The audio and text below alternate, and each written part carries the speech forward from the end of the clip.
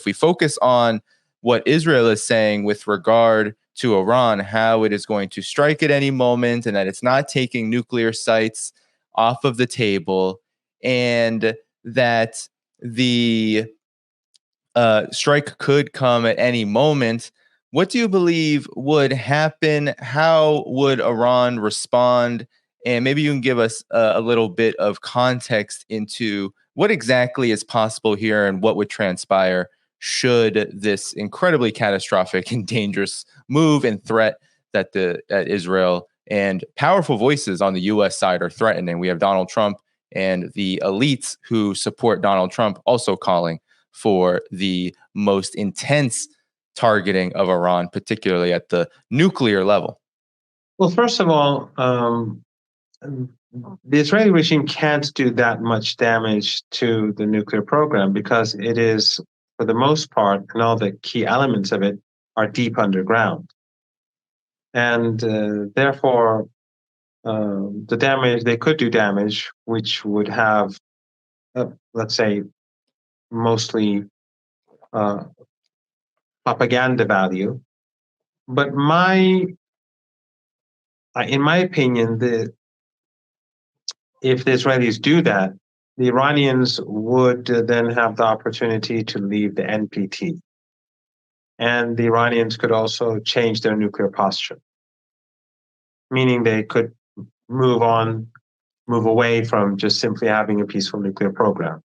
Because Dr. Kamal Kharazi, who is an advisor to the leader and who is also close to the current administration, and who was the former foreign minister during President Khatami for 8 years, he said twice, at least twice that I know, that if Iran feels threatened, if there's since I don't remember the exact wordings, I'll refrain from going further. All I'll say is that he spoke of the possibility of Iran changing its nuclear posture under certain circumstances. Let's say if there's a nuclear threat or if there's maybe a threat to Iran's nuclear program. So an attack wouldn't have that much impact, but it could actually open a new path for the Iranian government. But there's also another scenario, and there is that possibility that the Americans, like the Israelis, would not carry out an attack on the nuclear program, and then the Americans would afterwards say, yes, the Israelis wanted to do this, and we encouraged them not to do it. We put pressure on them not to do so. So the attack was very limited, and therefore the Iranians have no excuse to retaliate. Something like that. In other words, pretend that the Israelis wanted to do this, but they listened to us, and so now the Iranians should not retaliate. Which is not, if that is the plan, it's not going to work. The Iranian retaliation will be very large, and it will be much more significant than the Israeli strike. And I think it will be different from the strike we saw last week. But let's imagine that the Israelis did carry out this attack, or an attack on the Iranian,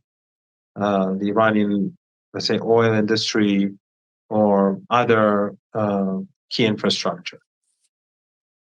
The military, the missile program and the defense programs, they're all very well protected, because you have to keep in mind that the Iranians have always been concerned about American aggression. So Iran has, over the years, built much of its infrastructure deep underground, as we see in Lebanon, as we see in Yemen, as we see in Syria. The airstrikes that the Israelis carry out, usually what they hit are small arms ammunition depots. They cause big fires, but they're not really that important. The real capabilities are deep underground in Syria. All of these countries, because of the U.S. Air Force and the Air Force that the West has given to the Israeli regime, protect themselves through these tunnels. So Lebanon has thousands of kilometers of tunnels. And that's why over the last few days, the Israelis have been badly beaten on the border because Hezbollah is using its underground capabilities, moving troops around, surprising the Israelis, and killing large numbers of Israeli troops without giving many casualties. The Israelis, out of anger and despair, they go and bomb cities and slaughter women and children, but that's a different story. So if the Israelis strike,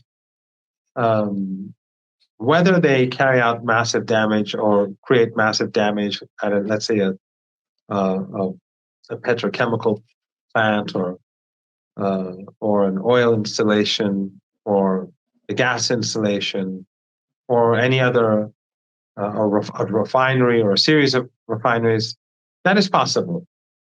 But the Iranian response will be very massive. It will be disproportionate because Iran is adamant that deterrence is created. This is a lawless regime. It will be allowed to do whatever it wants. The West supports the Israeli regime. We've seen how Western governments will support Israel till the last Palestinian, and now to the last Lebanese. They bomb simultaneously Syria, Iraq, Yemen, Lebanon. The West Bank, the occupied West Bank, was bombed where about 20 people were killed in a cafe. A whole family was wiped out in the West Bank. This has nothing to do with Gaza. This is a lawless regime which the West allows to do everything. It provides it with whatever it needs, do what it needs. So Iran has to create deterrence. There's no option but to create deterrence. So Iran will strike back very hard. Now, that could lead to further Israeli attacks, but we have to remember that Iranian missile and drone capabilities are huge. They are endless in a sense. Why? Because, as I said earlier, Iran prepared all these underground cities, underground missile and drone bases across the country because they were concerned about not Israel, but an American attack against the country. And the United States is far more powerful than Israel. So all these bases were created to strike the Americans in the Persian Gulf, American assets across West Asia, in the Red Sea, wherever American assets are, the underground bases were created to strike back at the Americans in case of an attack.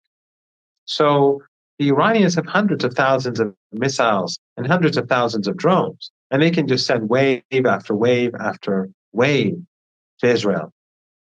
The Israelis can shoot down 1,000 drones, spending $10 billion maybe, which would cause as much damage as if the drones struck the targets. But after 1,000 drones or 1,500 drones, they will have no more ammunition to stop them.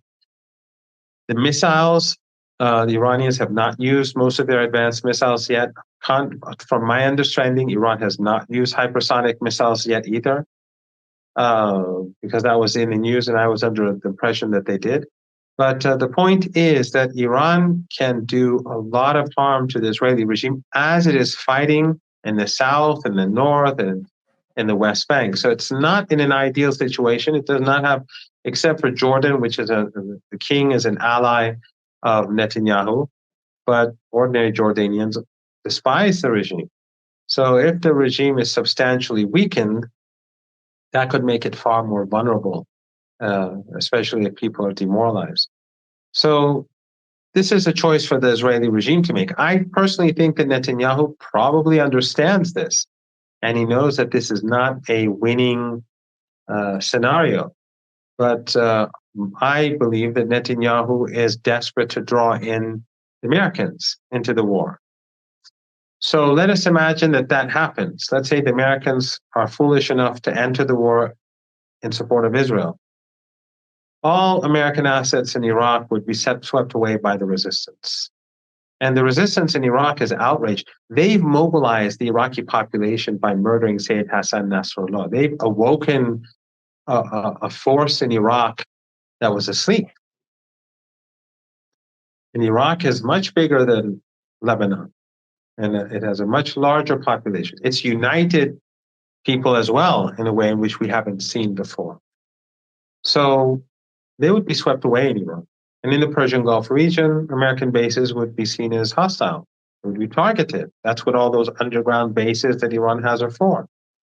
But more importantly, those regimes that host American bases, they will be seen as hostile and they will be targeted too.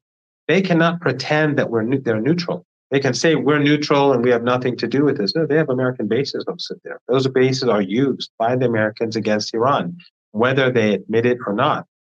When the Iranians carried out both attacks on Israel, American radar installations in the Persian Gulf region and in Turkey were used to help the American Navy and Air Force, as well as the Israelis, to bring down drones and some missiles.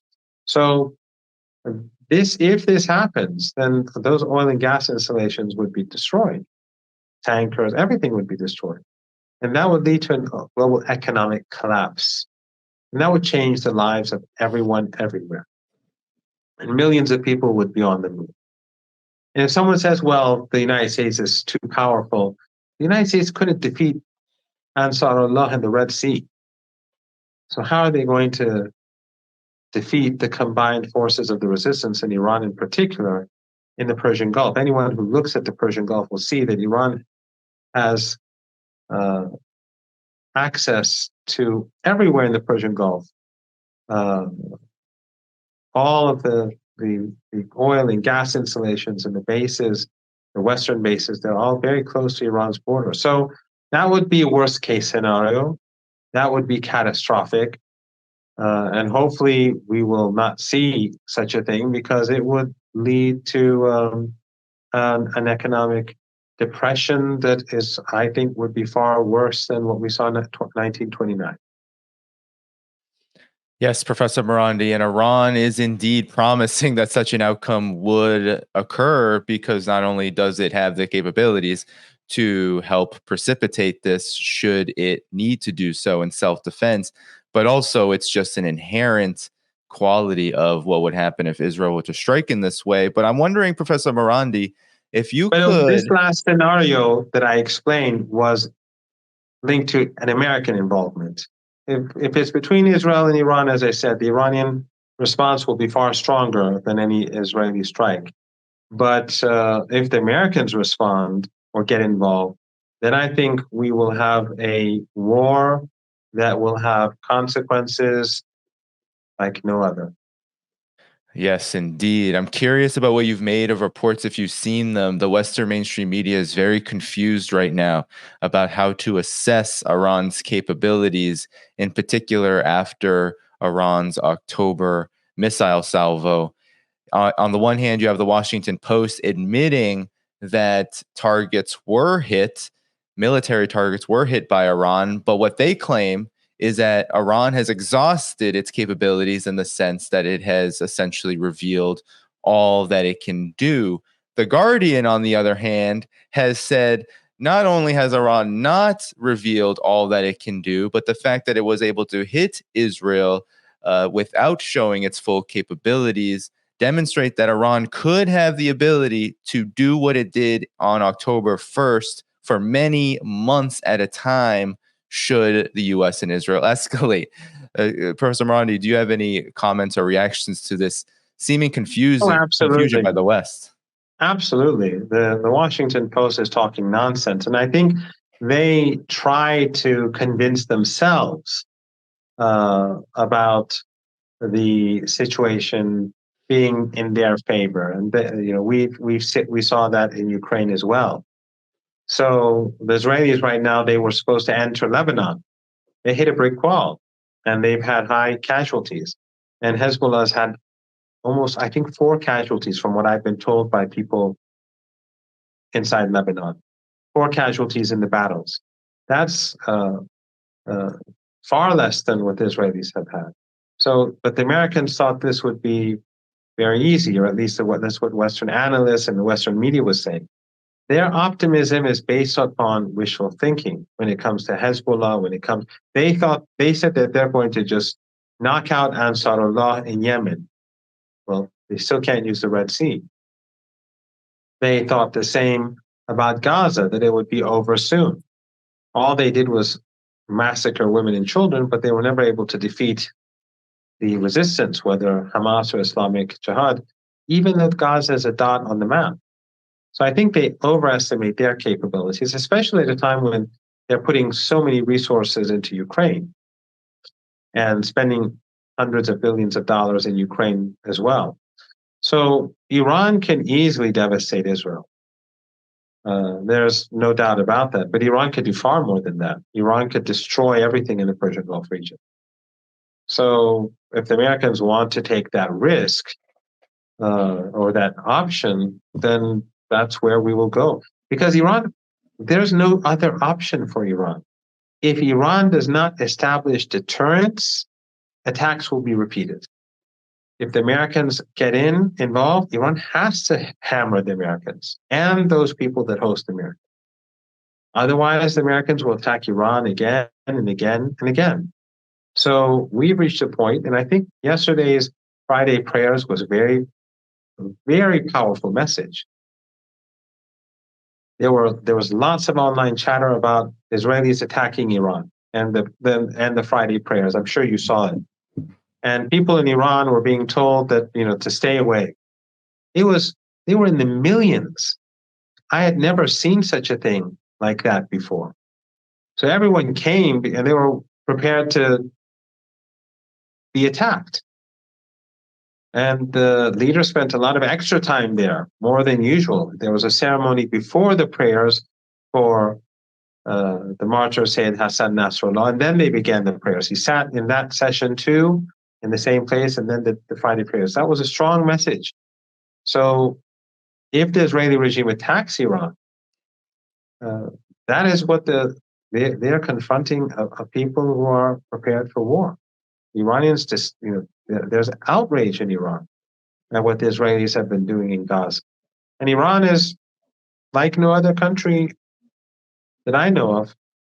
It is willing to defend the Gazans. It is willing to defend the Lebanese. It is willing to make the necessary sacrifices to put the Israeli regime in a box.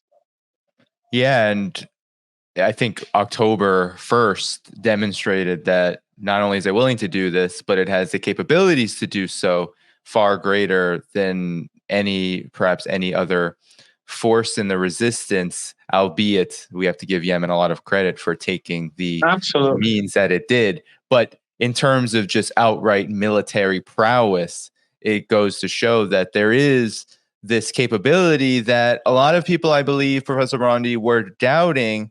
And we still have some doubts from folks at, for example, naval institutes in the United States, which is who the Washington Post was interviewing. But at the same time, Professor Marandi, there is this, I think, actual fear coming from the U.S., those who actually make political decisions and military decisions in the United States. They are, it seems, very frightened by what could happen if Iran is forced to defend itself to an even greater degree. And now we've talked about the confusion on the part of the collective West, the Western mainstream media, on Iran's capabilities. What is the confusion about Israel's capabilities? Because I've been seeing a lot of talk about almost these F-35s being invincible, and that Israel could very well very easily conduct aerial strikes against Iran when it decides to do so. How accurate is this? And even if they do achieve some modicum of a response, what do you believe is the final end game here, given the fact that, as you said, Israel is the one looking far and far more weaker than it had prior to this past year, where we're about a year into this genocide. We've seen Israel kill a lot of people, but at the same time, not meet many of its stated goals. And I want to emphasize stated, because they may not actually be the goals, but they are stated and we should take them seriously still. But Professor Marandi, your take. Well, before I respond, I should point out that there's also one other country which I did allude to briefly, and that is Iraq. Iraq today is not the Iraq of 5 years ago. And the resistance in Iraq if push comes to shove, it will have a huge role in defeating the United States. And the US and Western interests, as they call them in Iraq, will be swept away. And there's nothing that they can do. There's nothing they can do. The West is very vulnerable in this region. They will lose everything very quickly, especially with the situation in Ukraine, the horrible economic situation in Europe, and the problems and divisions that the United States has, and the internal problems, the economic problems. They're not in a position to take this region. But I think we have to go back to the first Iranian response. The first, as you recall, when the Iranians carried out that strike, which I explained earlier, what the intentions were, what did the West do? They ridiculed Iran. Instead of taking this seriously and seeing this as an opportunity to end the escalation, Western media, Western pundits all said this was a big win for the Israeli regime. And they tried to humiliate Iran, and they created an environment for further escalation, and which we saw with the murder of the martyr Haniyeh. So now if the West wants to continue to pretend that Iran does not have those capabilities, then I think they are leading their own families down the road to misery. Because if the global economy crashes, then their livelihood will be dramatically changed as well. Everyone's lives will be changed. Iran has sort of established a balance of terror with the United States. Just like during the Cold War, the Soviet Union and the United States had established a balance of terror, the Iranians and the United States have now, the Iranians have established a sort of balance of terror with the United States, because the Iranians can strike back at the Americans in a way which will bring down the American economy. No one wants that. As I said, no one in Iran, no one in the region, no one in the resistance wants escalation. But the West is hell bent on escalation. They support the Israelis every step of the way. When they bombed the embassy, they supported it, and so on. So the West wants escalation. On the one hand, they're fearful, but on the other hand, they're pushing for more escalation. So it is a very, very dangerous situation right now. But Iran is determined to make sure that deterrence is established. And Iran's missile capabilities are enormous. Its drone capabilities are enormous. And I think if people in the West fail to appreciate that, then they are helping to create a situation where it would end very badly for everyone. Again, it goes back to, I remember many years ago, I was on Al Jazeera. The Iranians had, because of their standoff with the West, they decided to enrich uranium at 20%. Right? This was many years ago. This was before the 60% and all that we saw in recent years. I was on Al Jazeera, an expert, a nuclear expert, and I am no expert on nuclear issues. An American nuclear expert came on and said it is impossible because Iran had just announced that they're going to enrich uranium at 20%, like hours earlier. So Al Jazeera invited me, Al Jazeera English. This was probably a decade ago, many years ago, maybe even more than a decade, and probably more. And he said this is impossible. The Iranians don't have the capability. It would take many months, if not years, for them to do this. And I said the Iranians will do it imminently, because when the Iranians say they're going to do something, they do it. Literally hours later, or after the show, I don't recall exactly, but like 2-3 hours later, the Iranians had enriched uranium at 20%.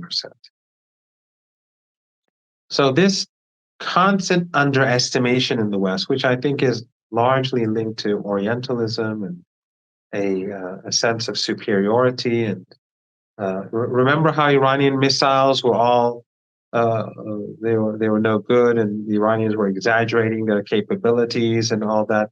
That's how the West likes to believe the situation is, which is fine for propaganda purposes. But if they believe their own propaganda, then it becomes very dangerous. Thank you for tuning in to my latest video. I appreciate all of your support. This channel, however, needs your help. I am seeking to make this channel more sustainable in the long term and upgrade necessary equipment to ensure that this work continues onward and makes progress to give you all of the geopolitical analysis that you all deserve. For that reason, I'm asking you to become a member of my Patreon community at patreon.com/DannyDhaiphong. You can find that link in the video description or in the pinned comment below. For whatever amount you choose to give, just know you are supporting independent media that you can't find anywhere else. Thank you so much, and I look forward to the next video.